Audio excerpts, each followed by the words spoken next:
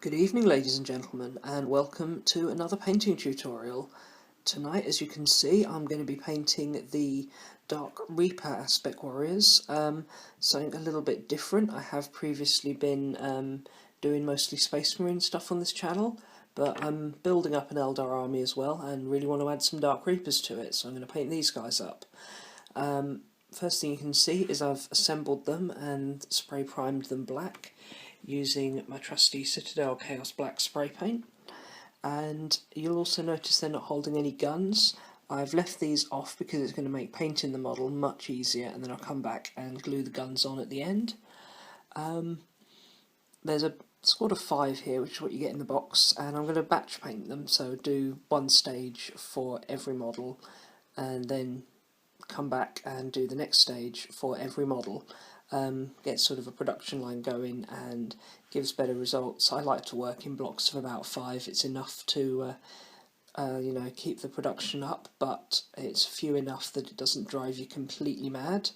I'm going to start off with a little bit of a different colour than you might expect. I'm actually going to base coat them with Incubi Darkness, which is a colour designed for painting Dark Eldar.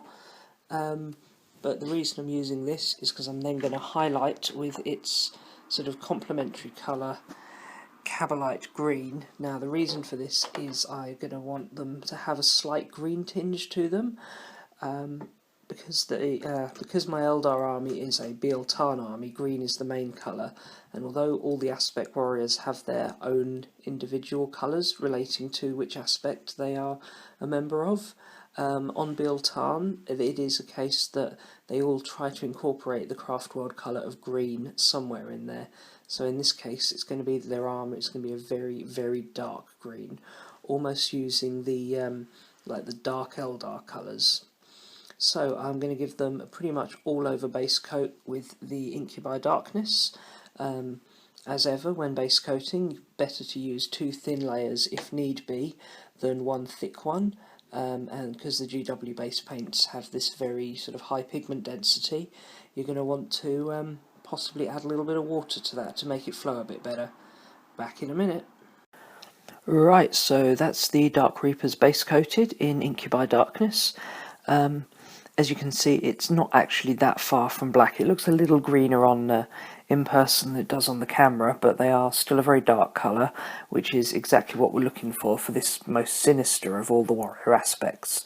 Next step is just to give them a wash to add some shading, and even darken down the colour even that little bit more. Going to be just using Citadel Shade Nuln oil and paint that all over the model, and that will also include the hands on the weapons as well.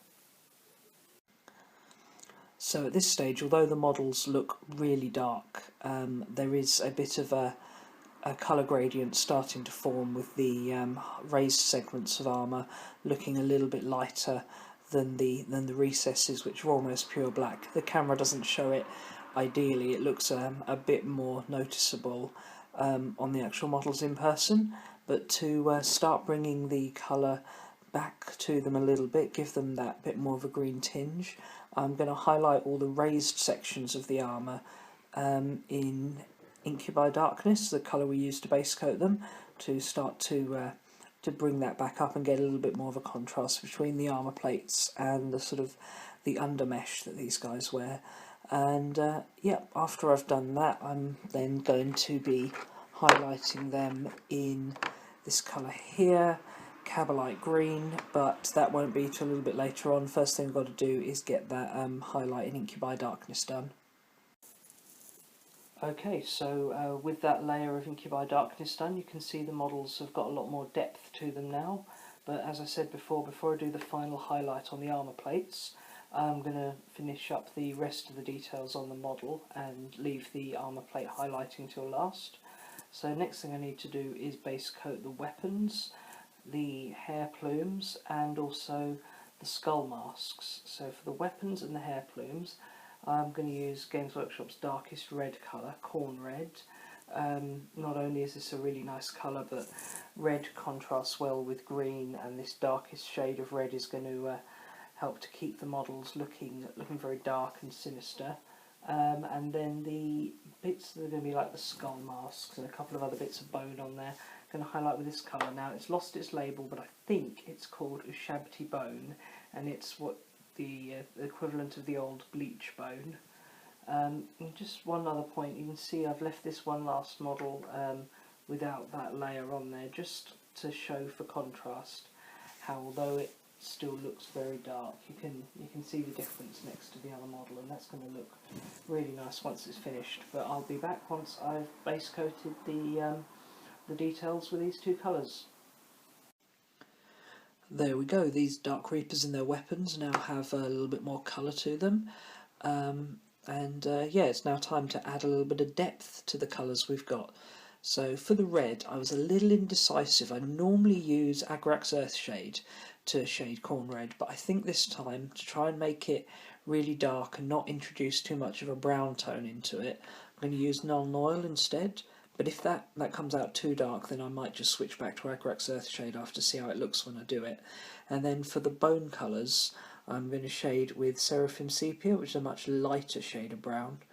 And yeah, that should start to give these extra parts a bit of depth. See you in a minute.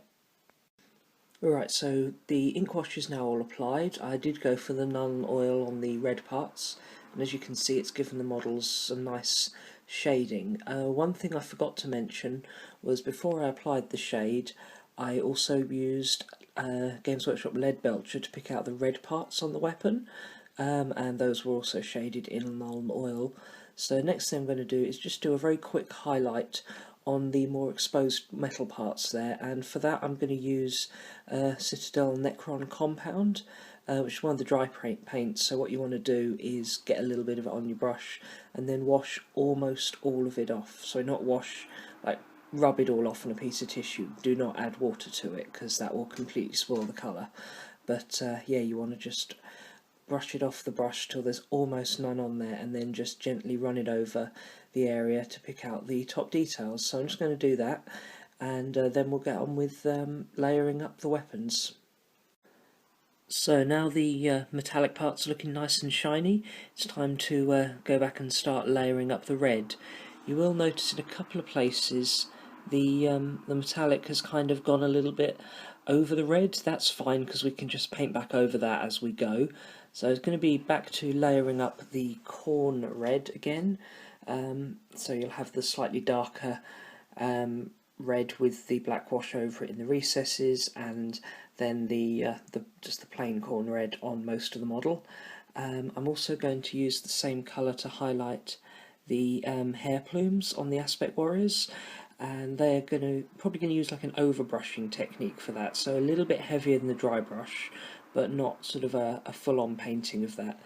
And yeah, that's going to be the layering on the red. So with the red parts layered, it's now time to layer the next colour, which is the bone on the skull masks and also on some of the other details. I'm just going to do that in the same colour as I used to originally base coat it before I washed it, and that's this colour over here, which, like I say, I think is called Screaming Skull, but it's lost its label. Back in a minute when I've done that. Okay, so now with the bone parts layered up, you can still see the darker shade in the recesses, particularly around the skull masks and some of the details on the exarch. Next thing I need to do is paint the eyes before I do any final highlighting work. And I'm going to, for this, because they're eye lenses, going to paint them in a similar way to what I did with my Tech Marine in the previous painting video, except instead of using a trilogy of green paints, I'm going to use red and orange paints.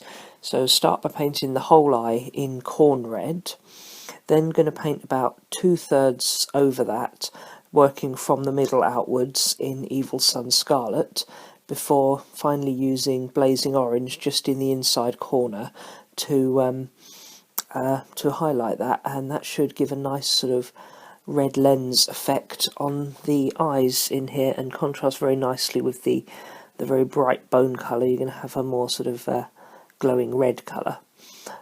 So yeah, I'll be back once I've done that.